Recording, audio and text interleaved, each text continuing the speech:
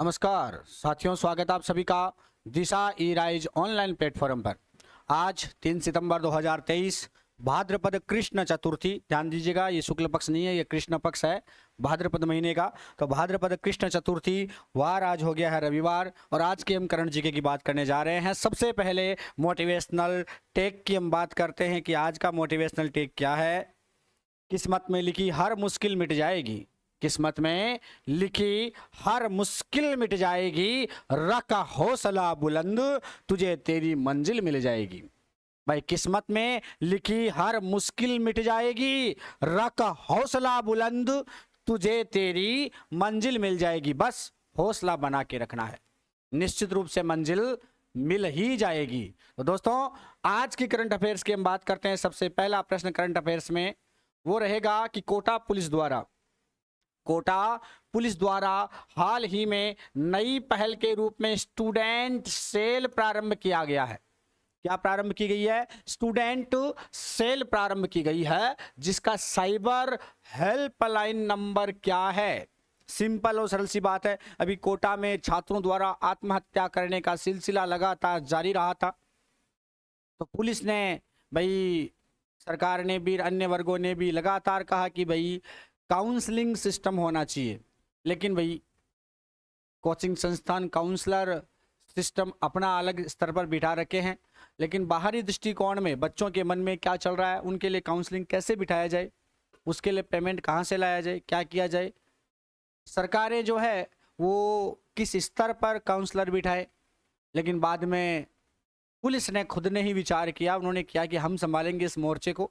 और उन्होंने भाई साहब हेल्पलाइन जारी कर दी, साइबर हेल्पलाइन स्टूडेंट्स के लिए, स्टूडेंट सेल जिसको कह सकते हैं। और उसका नंबर क्या है? उस नंबर पर आप भी कॉल कर सकते हैं, काउंसलिंग कर सकते हैं। वहाँ से आप अपने मानसिक दबाव से आप पूर्णतया बाहर निकल सकते हैं, किसी तरह से किसी प्रकार का कोई विचलन नहीं हो।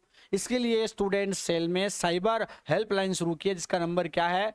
9530442778। ये है स्टूडेंट सेल का नंबर। लेकिन आपको बता दूं कि कुछ और भी सेल है जिनके भी नंबर अपने ध्यान में रखने हैं। जैसे साइबर हेल्पलाइन नंबर कौन से हैं?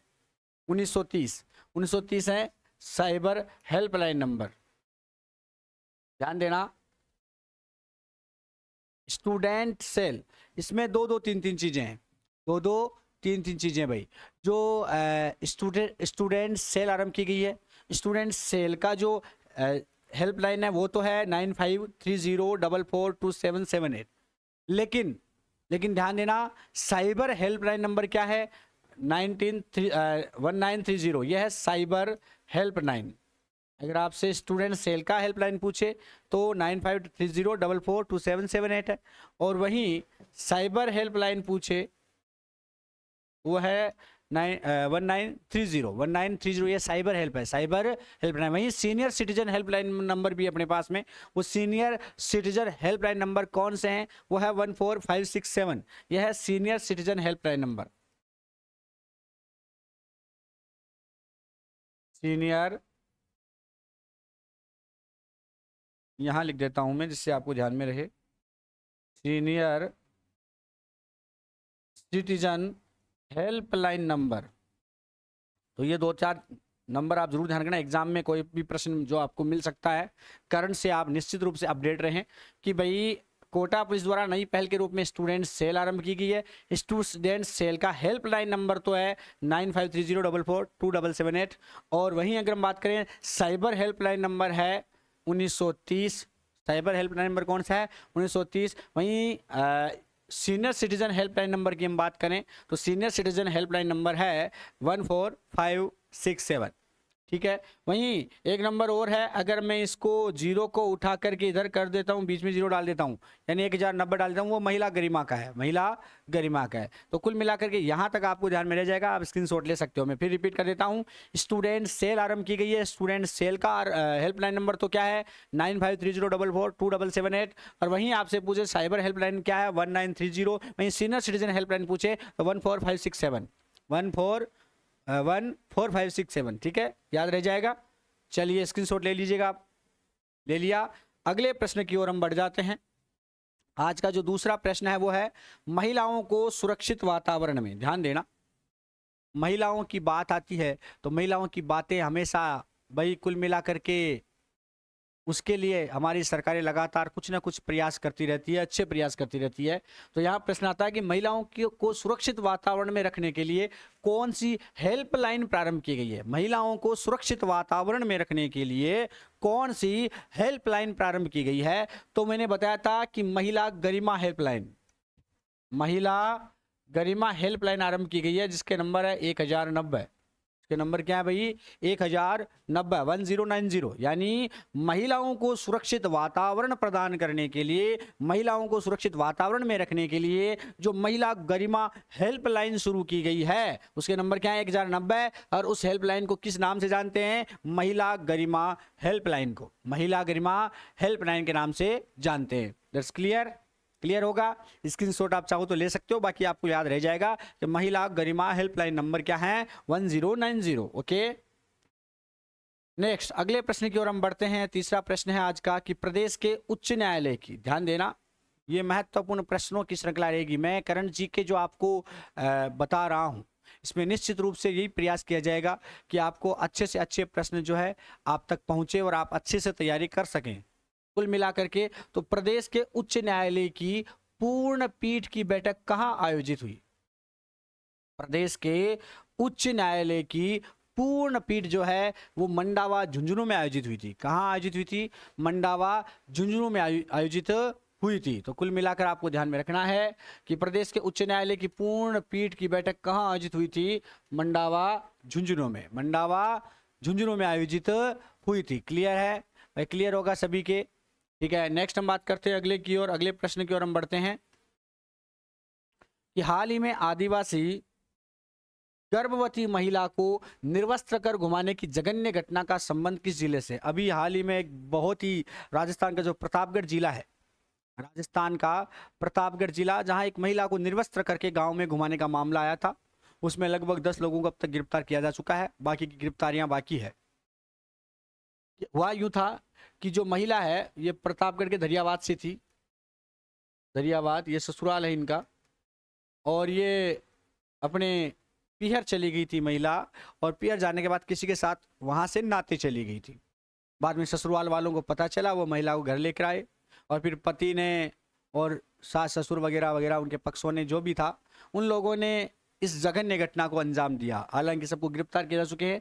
श्रीमान अपने जो मुख्यमंत्री अशोक जी गहलोत हैं वो भी नीमका थाना सभा कर रहे थे, तो वहाँ के कार्यक्रम को छोड़कर वो प्रतापगढ़ पहुँच चुके थे, है ना। नीमका थाना से सीधा वो प्रतापगढ़ चले गए थे। तो प्रतापगढ़ दरियाबाद की घटना है। हालांकि ऐसे प्रश्न बनते नहीं है एग्जाम में, लेकिन कुल मिलाकर के यहाँ पर कुछ ना कुछ खास हो सकता है। खास बोले तो कोई कानून का रूप ले सकता है, कोई नई धारा बन सकती है, या कुछ स्पेशल हो सकता है, तब जाकर के ये संभावित प्रश्नों में से बन सकता है। तो तब तक हमें ध्यान रखना पड़ेगा कि किस घटना के बाद से कुछ ऐसा हुआ, अगर होता है तो। लेकिन ये पहले से घटना आप ध्यान रखें, प्रतापगढ़ का दरियावाद क्षेत्र है। नेक्स्ट हम बात करें अगले प्रश्न की ओर कि हाइड्रो पंप स्टोरेज सिस्टम। भाई प्रश्न है ये भी गजब का है और बहुत अच्छा प्रश्न है कि हाइड्रो पंप स्टोरेज सिस्टम से बिजली किस बांध पर बनाई जाएगी? हाइड्रो पंप स्टोरेज सिस्टम से बिजली किस बांध पर बनाई जाएगी? ये कौन सा बांध रहेगा? तो मैं आपको बताऊं कि राजस्थान जो उत्पादन निगम लिमिटेड है, कौन सी निगम लिमिटेड है? राजस्थान उत्पादन निगम लिमिटेड है। वहां पर उन्होंने क्या किया, उनके सीएमडी आर के शर्मा, उन्होंने क्या किया था कि कोटा में, कहां पर भाई? कोटा में एक बांध बना हुआ है जवाहर सागर। कौन सा बांध है? जवाहर सागर। जवाहर सागर बांध पर पहाड़ियों, जो जवाहर सागर बांध है वहां आसपास की जो पहाड़ियां हैं, पहाड़ियों पर पानी स्टोरेज किया।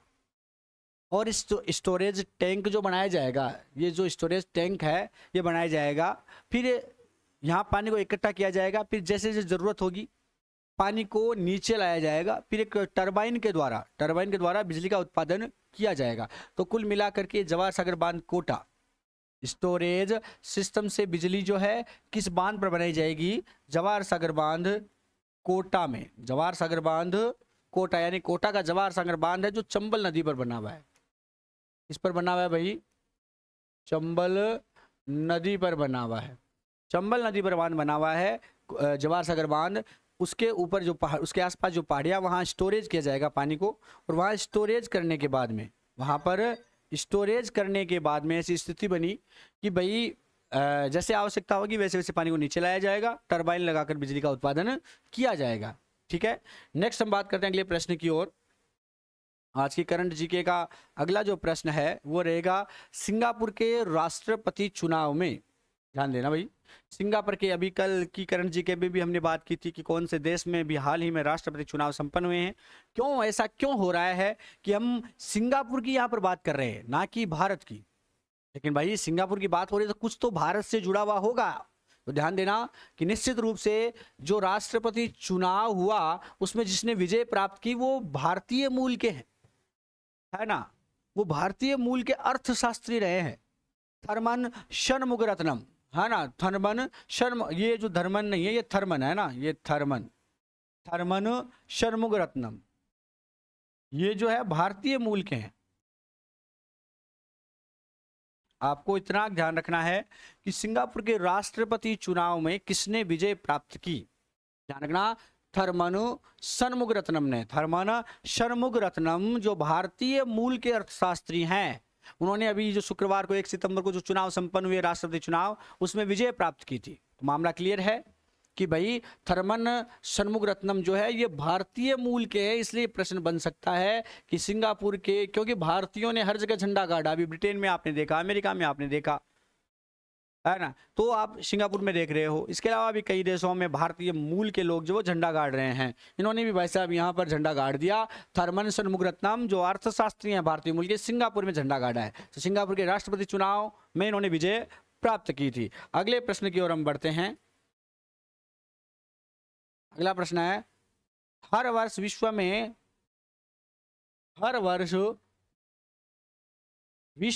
वर्ल्ड कोकोनट डे कब मनाया जाता है। ध्यान देना, हर वर्ष विश्व में कोकोनट डे कब मनाया जाता है। कोकोनट डे की बात है, 2 सितंबर जो आता है, जो कल ही का दिन है, भाद्रपद कृष्ण द्वितीया, तृतीया जिसकी हम बात कर रहे हैं, तृतीया, आज हो गई अपनी चतुर्थी, है ना, कल थी कजली तीज, सातुड़ी तीज, कहानी सुनी होगी आपने कजली तीज सातुड़ी तीज की, लेकिन हम चलो वो बाद में और बात कर लेंगे कि लेकिन 2 सितंबर को अभी दुनिया भर में वर्ल्ड कोकोनट डे यानी विश्व नारियल दिवस मनाया गया। कौन सा दिवस मनाया गया भाई? विश्व नारियल दिवस मनाया गया। विश्व नारियल दिवस मनाया गया भाई। ये जो नारियल दिवस है ये हर साल 2 सितंबर को मनाया जाता है। सरकारी संगठन है एक अंतर्राष्ट्रीय नारियल समुदाय, है ना, उसकी स्थापना हुई थी। उसी को ध्यान में रख करके भाई इस बार भी वर्ल्ड कोकोनट डे मनाया गया। तो आपको ध्यान में रखना है कि हर वर्ष विश्व में वर्ल्ड कोकोनट डे कब मनाया जाता है, विश्व नारियल दिवस कब मनाया जाता है? 2 सितंबर को। 2 सितंबर को हर वर्ष जो है वर्ल्ड कोकोनट डे मनाया जाता है। हर वर्ष 2 सितंबर को वर्ल्ड कोकोनट डे यानी विश्व नारियल दिवस मनाया जाता है। ठीक है, नेक्स्ट हम बात करें अगले प्रश्न की ओर। आज का अगला प्रश्न है, हाल ही में आधार से जुड़ा, ध्यान देना, हाल ही में आधार से जुड़ा जन्म पंजीकरण शुरू करने वाला पूर्वोत्तर का राज्य कौन सा है? आधार से जन्म पंजीकरण शुरू करने वाला भाई देश का, यूं कह सकते हैं देश का पहला राज्य बन रहा है, वो है नागालैंड। कौन सा है भाई? नागालैंड है। यानी आधार से जुड़ा जन्म पंजीकरण शुरू करने वाला, आधार से जुड़ा जन्म पंजीकरण शुरू करने वाला देश का पहला राज्य कौन बन रहा है? नागालैंड। यानी उत्तरी पूर्वी क्षेत्र में नागालैंड ने 0 से 5 वर्ष के जो आयु के बच्चे हैं उनके आधार लिंक करके जन्म पंजीकरण शुरू कर दिया है। यह ऐसा करने वाला पहला राज्य बन गया है उत्तरी पूर्वी क्षेत्र में, उत्तरी पूर्वी क्षेत्र में, है ना। कुल मिलाकर अग्रणी कदम है, एक तरह से यूं कह सकते हैं अपन। भाई हमें इसके बारे में बात करें तो सबसे पहले 2 नवजात शिशुओं का उन्होंने पंजीकरण किया और इस तरह से ये पहला राज्य बन गया। तो आपको ध्यान में रखना है कि भाई बच्चे को एक विशिष्ट पहचान भी दे दी, भाई आधार कार्ड देकर के एक बच्चे को विशिष्ट पहचान भी दे दी। तो आधार से जुड़ा जन्म पंजीकरण शुरू करने वाला पूर्वोत्तर का राज्य कौन सा है? नागालैंड है। ऐसा करने वाला पहला राज्य बना है। That's clear. नेक्स्ट हम बात करें अगले प्रश्न की ओर। अगला प्रश्न है, हाल ही में किस देश द्वारा इस्लामिक बैंक की शुरुआत की जाएगी? ये भी गजब का प्रश्न है कि भाई अभी हाल ही में किस देश के द्वारा इस्लामिक बैंक की शुरुआत की जाएगी। तो ध्यान रखना, अभी जैसे पायलट प्रोग्राम है ये उस देश का, कौन सा देश है वो, रूस। रूस का ये पायलट प्रोग्राम है। 1 सितंबर को उन्होंने ये बैंकिंग शुरू करने की घोषणा कर दी। तो बैंकिंग शुरू करने वाला यानी इस्लामिक बैंक की शुरुआत करने वाला देश कौन सा होगा, रूस होगा, है ना। कि हाल ही में किस देश द्वारा इस्लामिक बैंकिंग शुरू करने वाला ये पहला देश होगा विश्व में, है ना। तो भाई अगर हम देखें इस्लामिक बैंक की, क्या होता है इस्लामिक बैंक भाई, कुल मिलाकर के इस्लामिक बैंक होता क्या है। हालांकि रूस में अगर मुस्लिम आबादी की बात करें तो लगभग 2.5 करोड़ है। मुस्लिम आबादी के कितनी का, लगभग 2.5 करोड़ के आसपास है। इस्लामिक जो वित्तीय संस्थान है ये पहले से ही रूस में मौजूद है, पहले से ही रूस में मौजूद है। लेकिन पहली बार यूँ कह सकते हैं कि देश ने यानी रूस ने पहली बार, है ना, कि भाई इस्लामिक बैंकिंग शुरू करने का निर्णय लिया। इसमें क्या होता है कि जो 4 मुस्लिम बहुल गणराज्य हैं, जैसे एक तो तातारस्तान है, एक बर्कोतोस्तान है, ऐसा कुछ करके नाम है, एक है चेचन्या और एक है दोगस्तान, है ना। यहाँ पर ये कार्य किया जा रहा है। इस्लामिक वित्त में जो जिनको सबसे ज़्यादा अनुभव होता है, ऐसा किया जा रहा है। तो कुल मिलाकर के भाई यूं कह सकते हैं कि भाई एक मजबूरी भी हो सकती है, एक प्रेम भी हो सकता है। लेकिन कुल मिलाकर के ये जो इस्लामिक बैंक है ये शरिया के तहत संचालित होती है। क्या होती है इस्लामिक बैंकिंग, अगर मैं आपको बताऊं तो इस्लामिक बैंकिंग जो है ये शरिया के तहत संचालित होती है। इस्लामिक कानून प्रणाली में जो सूदखोरी से जुड़े लेन देन है, आपने इस्लामिक कानूनी अगर सुना हो तो इस्लामिक कानून में, शरिया कानूनों में क्या होता है कि सूदखोरी यानी ब्याजखोरी जो होती है, जो ब्याज होता है उससे जुड़े लेन देन पर पूर्णतया रोक रहती है। ये एक अन्यायपूर्ण विनिमय है। इसलिए ये परंपरागत रूप से जो वितरण होता है उसके आधार पर बैंकिंग है, जिसमें ग्राहक लेन देन से जुड़े जितने भी जोखिम है और दायित्व है उनका वहन करता है। इस्लामिक बैंकिंग संपत्ति पर एक तरह से आधारित है, जिसमें यू कैसे इसमें साझेदारी के हिस्से के रूप में अगर अपन देखें तो वित्तीय संस्थान और जो ग्राहक है, वित्तीय संस्थान और जो ग्राहक है उनके बीच में लाभ और जोखिम साझा किए जाते हैं। बात समझ में आ रही होगी। मतलब कोई भी बैंक जो है, ग्राहक की जो वित्तीय समस्या अगर होती है तो या ग्राहक का जो दिवालियापन होता है उसका लाभ नहीं उठा सकता। कोई भी बैंक ऐसा नहीं कर सकता। जैसे मान लो किसी को बैंक ने ऋण दिया, इस्लामिक बैंकिंग क्या है आपको बताऊं। जैसे बैंक ने किसी को ऋण दिया, दे तो दिया ऋण, अब मान लो वो व्यक्ति दिवालियापन हो गया या कुछ समस्याएं होगी, वो ऋण नहीं चुका पाया। अब वो ऋण नहीं चुका पाया तो बैंक उसका लाभ नहीं उठा सकता। जैसे उसकी संपत्ति को हनन करना है और करना है, ये कार्य नहीं कर सकता, उसकी संपत्ति का हनन नहीं कर सकता। क्यों? क्योंकि ब्याज वसूलना एक अपराध है, ये इस्लामिक शरिया कानून में है। इसलिए बैंक क्या करेगा भाई, कोशिश यही करेगा कि इंतजार करे जब तक वो पुनः उससे उबर ना जाए, है ना। ये एक इस्लामिक वित्त साझेदारी को बढ़ावा देता है। जैसे अगर हम बात करें कुछ और चीज़ों की कि भाई जैसे इस्लामिक बैंकिंग है, इसमें सट्टेबाजी है, वित्तीय डायरेक्टिव है ना, मतलब उनकी अनुमति नहीं देता है। लेकिन जैसे व्यापार में कोई हानि हो गई, व्यापार में कोई घाटा हो गया या उसकी परफॉर्मिंग जो है वो कुछ अलग तरह की रह गई, तो उसकी वजह से भाई ऐसा नहीं है कि भाई आप ग्राहक का लाभ उठा सको, ऐसा नहीं हो सकता। क्यों? रूस जो है ऐसा क्यों कर रहा है? तो कुल मिलाकर के रूस जो है ये अपनी आमदनी को बहुत ज़्यादा बढ़ाना चाहता है। जो रिपोर्टें हमारे सामने प्रस्तुत हुई थी उसके अकॉर्डिंग हम देखते हैं, अखबारों में पढ़ते हैं, तो रूस जो है इसका ज़्यादा से ज़्यादा लाभ उठाना चाहता है। कुल मिलाकर यही बात है, सिंपल और सरल सी बात। और कुछ रूस समस्याओं से ग्रसित है तो ये इस्लामिक देशों का भी लाभ उठाना चाहता है।